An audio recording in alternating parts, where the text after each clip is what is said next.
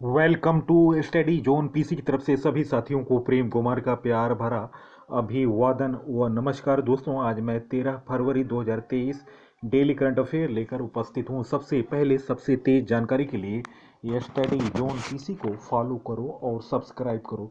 दोस्तों, वीडियो का कंटेंट बेहतरीन है और विस्तृत व्याख्या है, तो दोस्तों वीडियो देखने के पश्चात अपने साथियों को फेसबुक, इंस्टाग्राम, टेलीग्राम और व्हाट्सएप ग्रुपों पर शेयर करें। फर्स्ट क्वेश्चन, विश्व हिंदी सम्मेलन 15 फरवरी 2023 से किस देश में आयोजित की जाएगी? गाइज, इस प्रश्न का सही उत्तर है ऑप्शन ए, फिजी। इस प्रश्न का सही उत्तर है। 3 दिवसीय 12वां विश्व हिंदी सम्मेलन 15 फरवरी से फिजी में आयोजित होगा। सम्मेलन का आयोजन भारत के विदेश मंत्रालय द्वारा फिजी सरकार के सहयोग से किया जा रहा है। सम्मेलन का मुख्य विषय हिंदी पारंपरिक ज्ञान से आर्टिफिशियल इंटेलिजेंस तक है। सम्मेलन का उद्घाटन प्रधानमंत्री सितविनी राबुका के साथ विदेश मंत्री डॉक्टर एस जयशंकर करेंगे। मुख्य विषय पर आधारित एक पूर्ण सत्र के अलावा 10 समांतर सत्र आयोजित किए जाएंगे। विश्व हिंदी सम्मेलन में 50 देशों के प्रतिनिधियों के भाग लेने की संभावना है। इस कार्यक्रम का उपयोग हिंदी को वैश्विक भाषा के रूप में बढ़ावा देने के लिए किया जाएगा। दोस्तों, हिंदी को वैश्विक भाषा के रूप में लोकप्रिय बनाने के लिए पहला विश्व हिंदी सम्मेलन 1975 में नागपुर में आयोजित किया गया था। उस समय इंदिरा गांधी भारत की प्रधानमंत्री थीं। 11वां विश्व हिंदी सम्मेलन 18 से 20 अगस्त 2018 के बीच पोर्ट लुइस, मॉरिशस में आयोजित किया गया था। हिंदी दिवस भारत में हर साल 14 सितंबर को हिंदी दिवस के रूप में मनाया जाता है। 1949 में आज के दिन संविधान सभा ने हिंदी को देश की राजभाषा के रूप में अपनाया था। दोस्तों, फिजी गणराज्य के बारे में जानकारी। यह दक्षिण प्रशांत महासागर में लगभग 300 द्वीपों वाला एक द्वीप समूह है। राजधानी फिजी की सुवा है। मुद्रा फिजियन डॉलर है। प्रधानमंत्री हैं सितविनी राबुका। नेक्स्ट क्वेश्चन, हाल में सरकार ने सुप्रीम कोर्ट के कितने नए न्यायाधीशों की नियुक्ति की? गाइज, इस प्रश्न का सही उत्तर ऑप्शन सी, 2। सुप्रीम कोर्ट को 2 और न्यायाधीश मिले। इलाहाबाद हाई कोर्ट के मुख्य न्यायाधीश राजेश बिंदल और गुजरात हाई कोर्ट के मुख्य न्यायाधीश अरविंद कुमार को सुप्रीम कोर्ट में पदोन्नति दी गई। इन दोनों के शपथ लेने के बाद शीर्ष अदालत में न्यायाधीशों की संख्या 34 हो गई। सुप्रीम कोर्ट के 6 सदस्यीय कोलेजियम ने 31 जनवरी को इन 2 जजों के नाम को सरकार के पास मंजूरी के लिए भेजा था। इनसे पहले 13 दिसंबर 2022 को 5 जजों के नामों की सिफारिश की गई थी। इन पांचों ने 6 फरवरी को सुप्रीम कोर्ट के जज के रूप में शपथ ली थी। इनमें राजस्थान हाईकोर्ट के chief justice Pankaj Mittal, Patna high court के chief justice Sanjay Karol, Patna high court के जस्टिस एहसानुद्दीन अमानुल्ला और इलाहाबाद हाईकोर्ट के जस्टिस मनोज मिश्रा का नाम शामिल है। भारत के मुख्य न्यायाधीश डी.वाई. चंद्रचूड़ को नवंबर 2024 तक के अपने कार्यकाल में 19 न्यायिक नियुक्तियों को अंतिम रूप देना है। नेक्स्ट क्वेश्चन, हाल में विश्व यूनानी दिवस कब मनाया गया? गाइस, इस प्रश्न का सही उत्तर ऑप्शन ए, 11 फरवरी। यूनानी दवाओं के माध्यम से स्वास्थ्य देखभाल के बारे में जन जागरूकता फैलाने के उद्देश्य से हर साल 11 फरवरी को विश्व यूनानी दिवस के रूप में मनाया जाता है। विश्व यूनानी दिवस 2023 की थीम यूनानी मेडिसिन फॉर पब्लिक हेल्थ है। भारत सरकार के आयुष मंत्रालय द्वारा पहला विश्व यूनानी दिवस 2017 में हैदराबाद के केंद्रीय यूनानी चिकित्सा अनुसंधान संस्थान में मनाया गया था। इस दिवस का उद्देश्य यूनानी दवाओं के माध्यम से स्वास्थ्य सेवा के बारे में जागरूकता फैलाना है। यह दिवस समाज सुधारक और महान भारतीय यूनानी चिकित्सक हकीम अजमल खान की जयंती पर मनाया जाता है।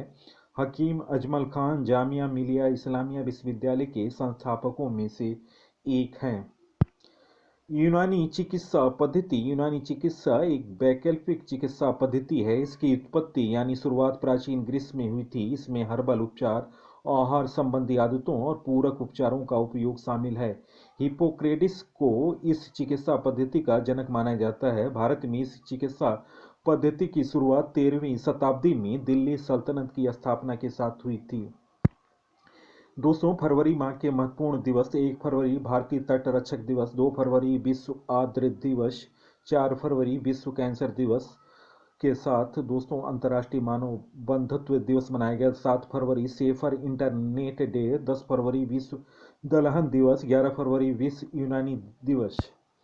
नेक्स्ट क्वेश्चन: हाल में हिमाचल प्रदेश के मुख्यमंत्री ने कहां पर हिमाचल निकेतन का शिलान्यास किया? गाइज, इस प्रश्न का सही उत्तर है ऑप्शन बी, दिल्ली। इस प्रश्न का सही उत्तर है हिमाचल प्रदेश के मुख्यमंत्री ने दिल्ली में हिमाचल निकेतन का शिलान्यास किया। शिलान्यास 8 फरवरी 2023 को किया गया। उद्देश्य दिल्ली आने वाले हिमाचल प्रदेश के छात्रों और निवासियों को आवास सुविधा मुहैया कराना। भवन में 81 कमरे होंगे। इसमें लगभग 53 वाहनों और 87 दोपहिया वाहनों का बेसमेंट में पार्क करने की सुविधा होगी।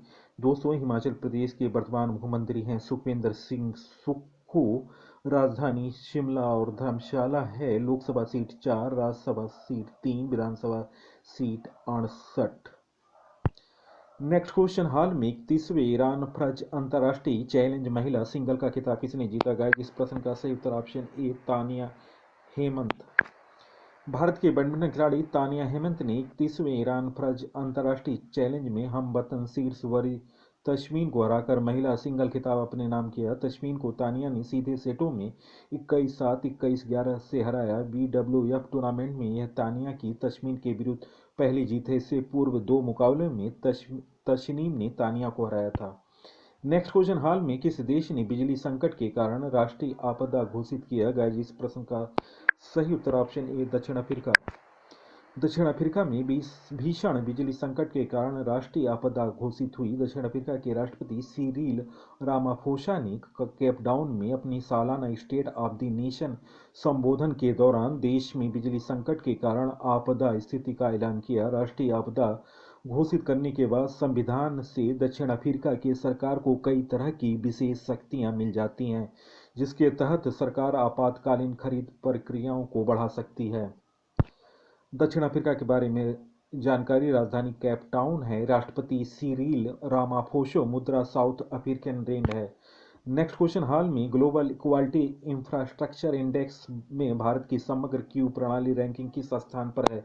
गाइस, इस प्रश्न का सही उत्तर ऑप्शन ए, 10।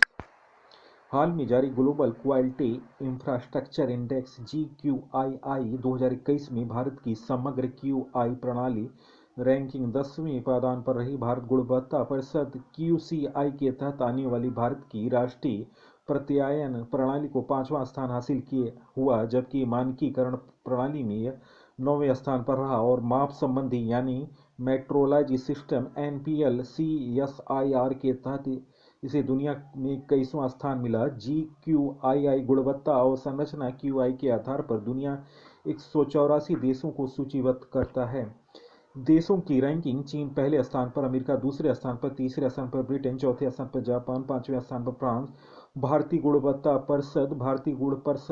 परिषद QCI को वर्ष 1996 में प्रत्यायन के लिए एक राष्ट्रीय निकाय के रूप में स्थापित किया गया था। QCI वर्ष 1860 के सोसाइटी पंजीकरण अधिनियम SSI के तहत पंजीकृत एक गैर लाभकारी संगठन है। मुख्यालय नई दिल्ली। अध्यक्ष शाह, महासचिव डॉक्टर रवि पी सिंह हैं दोस्तों। महासचिव डॉक्टर रवि पी सिंह।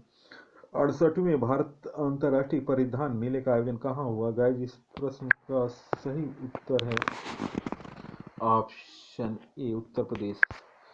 दोस्तों, ग्रेटर नोएडा उत्तर प्रदेश में 68वें भारत अंतर्राष्ट्रीय परिधान मेले का आयोजन हुआ। उद्घाटन कपड़ा राज्य मंत्री दर्शन जगदीशन ने किया। भारत दुनिया का दूसरा सबसे बड़ा कपड़ा और वस्त्र निर्यातक है।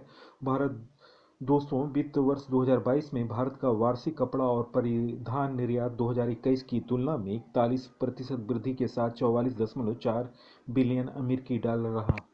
नेक्स्ट क्वेश्चन: सरकारी रिपोर्ट के अनुसार हाल में कितने लाख भारतीय विदेशों में छात्र अध्ययन कर रहे हैं? तो इसमें करेक्शन कर लीजिएगा, क्वेश्चन में विदेश में लिख लीजिएगा। छात्र अध्ययन कर रहे हैं दोस्तों 12 लाख। सरकार ने शुक्रवार को बताया कि विदेशों में लगभग 12 लाख भारतीय छात्र अध्ययन कर रहे हैं, इनमें शिक्षा संबंधी सभी पाठ्यक्रम शामिल हैं। हालांकि चिकित्सा पाठ्यक्रम करने वाले छात्रों का विशिष्ट आंकड़ा उपलब्ध नहीं है। लोकसभा में एंटो एंटनी, कृपाल बालाजी तुमाने और भावना गवली के प्रश्नों के लिखित उत्तर में स्वास्थ्य एवं परिवार कल्याण राज्य मंत्री भारती प्रवीण पवार ने यह जानकारी दी। पिछले साल रिकॉर्ड संख्या में विदेश गए भारतीय छात्र 2017 में 4,54,010, 2018 में 5,18,015, 2019 में 5,86,337, 2020 में 2,59,655, 2021 में 4,44,553, 2022 में 7,50,365 छात्र विदेश गए। नेक्स्ट क्वेश्चन, हाल में किस राज्य सरकार ने one family ID portal launch किया गया? जिस प्रश्न का सही उत्तर ऑप्शन ए उत्तर प्रदेश। उत्तर प्रदेश सरकार ने one family one ID portal launch किया है। इसे प्रति परिवार एक नौकरी प्रस्ताव को लागू करने के लिए एक इकाई के रूप में परिवार की पहचान करने के लिए शुरू किया गया था। ऐसे परिवार जो राष्ट्रीय खाद्य सुरक्षा योजना के पात्र नहीं हैं, वे पहचान पत्र का लाभ उठा सकेंगे और परिवारों का राशन कार्ड पहचान पत्र ही उनका परिवार का पहचान पत्र माना जाएगा। उत्तर प्रदेश के बारे में जानकारी, योगी आदित्यनाथ उत्तर प्रदेश के वर्तमान मुख्यमंत्री हैं। भारतीय जनता पार्टी से राजधानी उत्तर प्रदेश की लखनऊ है। राज्यपाल आनंदीबेन पटेल है। लोकसभा सीट 80, राज्यसभा सीट 31 और विधानसभा सीट 403। उत्तर प्रदेश का करंट अफेयर, उत्तर प्रदेश ने रामायण और महाभारत सर्किट बनाने का निर्णय लिया। 2023 खेलो इंडिया यूनिवर्सिटी गेम की मेजबानी उत्तर प्रदेश करेगा। उत्तर प्रदेश की पहले डेटा सेंटर का उद्घाटन ग्रेटर नोएडा में किया गया। उत्तर प्रदेश में स्थित रानीपुर देश का 53वां टाइगर रिजर्व बना। उत्तर प्रदेश सरकार ने पहली बार महिला पीएससी बटालियन की गठन की घोषणा की। उत्तर प्रदेश का आयुष्मान उत्कृष्ट पुरस्कार 2022 मिला। उत्तर प्रदेश ने सोलर रूफ प्रोजेक्ट शुरू करने का निर्णय लिया। उत्तर प्रदेश में तराई हाथी रिजर्व को मंजूरी दी। उत्तर प्रदेश सरकार ने मथुरा वृंदावन को 2041 तक कार्बन न्यूट्रल टूरिस्ट डेस्टिनेशन बनाने की घोषणा की। उत्तर प्रदेश में पहली स्ट्रक्चरल ऑडिट नीति को लागू किया गया। नेक्स्ट क्वेश्चन, हाल में क्रिकेट के तीनों प्रारूप में शतक लगाने वाले पहले भारतीय कप्तान कौन बने? गाइस, इस प्रश्न का सही उत्तर option C Rohit Sharma. Rohit Sharma cricket के तीनों प्रारूप में शतक लगाने वाले पहले भारतीय कप्तान बने। भारतीय कप्तान और सलामी बल्लेबाज रोहित शर्मा ने ऑस्ट्रेलिया के खिलाफ नागपुर में खेले जा रहे पहले टेस्ट में शतक लगाया। रोहित शर्मा का टेस्ट क्रिकेट में यह 9वां शतक, जबकि वनडे में कुल 30 और टी20 में 4 शतक लगा चुके हैं। एक दिवसीय क्रिकेट में एक मैच में सबसे ज़्यादा 264 रन बनाने वाले वह एकमात्र खिलाड़ी हैं। एकमात्र ऐसे बल्लेबाज जिन्होंने एक दिवसीय इतिहास में 3 दोहरे शतक लगाए हैं। दोस्तों, ये हैं रोहित शर्मा। चलते हैं दोस्तों 12 फरवरी 2023 से लिए हुए महत्वपूर्ण करंट अफेयर। फर्स्ट क्वेश्चन, किस अंतरिक्ष एजेंसी ने सबसे छोटे रॉकेट SLV-D2 को अंतरिक्ष में लॉन्च किया? गाइस, इस प्रश्न का सही उत्तर option A ISRO. Next question, हाल में दवा निर्माता फाइजर लिमिटेड के अतिरिक्त निदेशक और प्रबंध निदेशक के रूप में किसे नियुक्त किया गया? गाइस, इस प्रश्न का सही उत्तर option D Meenakshi Newatia. Next question, हाल में सीमा पर यूपीआई भुगतान सेवा किसने शुरू की? गाइस, इस प्रश्न का सही उत्तर ऑप्शन ए फोन पे। नेक्स्ट क्वेश्चन, भारत का पहला ग्लास इग्लू रेस्टोरेंट कहाँ खुला? गाइस, इस प्रश्न का सही उत्तर option B Jammu Kashmir. Next question, हाल में महाराष्ट्र सरकार ने किसको वर्ष 2022 के लिए महाराष्ट्र भूषण पुरस्कार प्रदान करने की घोषणा की? गई। इस प्रश्न का सही उत्तर ऑप्शन डी अप्पा साहेब धर्माधिकारी। नेक्स्ट क्वेश्चन, हाल में किस मंत्रालय ने विवाद से विश्वास वन योजना को लागू करने का आदेश जारी किया गया? इस प्रश्न का सही उत्तर ऑप्शन बी वित्त मंत्रालय। नेक्स्ट क्वेश्चन, हाल में प्लांट वेस्ट मीट ब्रांड अनक्रेव ने किसे अपना ब्रांड एम्बेसडर बनाया? गाइस, इस प्रश्न का सही उत्तर ऑप्शन बी वीर दास। नेक्स्ट क्वेश्चन, हाल में विश्व दलहन दिवस कब मनाया गया? इस प्रश्न का सही उत्तर ऑप्शन ए 10 फरवरी। नेक्स्ट क्वेश्चन, हाल में किस स्थान पर पीएम मोदी ने हिंदुस्तान एरोनॉटिक्स लिमिटेड के ग्रीन फील्ड हेलीकॉप्टर फैक्ट्री का उद्घाटन किया गया? इस प्रश्न का सही उत्तर option E Karnataka. Next question, हाल में म्यांमार और किस देश ने परमाणु ऊर्जा विकसित करने के लिए समझौता किया गया? इस प्रश्न का सही उत्तर ऑप्शन बी रूस। नेक्स्ट दोस्तों, वीडियो देखने पर बहुत बहुत धन्यवाद। सबसे पहले सबसे तेज जानकारी के लिए स्टडी जोन पीसी को फॉलो करें और नवीनतम जानकारी, नवीनतम अपडेट, विस्तृत क्वेश्चन, विस्तृत व्याख्याओं सहित देखें। और दोस्तों, जिन व्यक्तियों ने अभी तक चैनल को सब्सक्राइब नहीं किया, उनसे अनुरोध है कि चैनल को सब्सक्राइब कर लें। बेहतर जानकारी और बेहतर क्वेश्चनों का सिलेक्शन जो कि परीक्षा को दृष्टि में ध्यान रखकर तैयार किया जाता है। तो दोस्तों, इसी के साथ मैं इस अंक से विदा ले रहा हूँ। अगले अंक में आपसे मुलाकात होगी। तब तक के लिए नमस्कार, वंदे मातरम।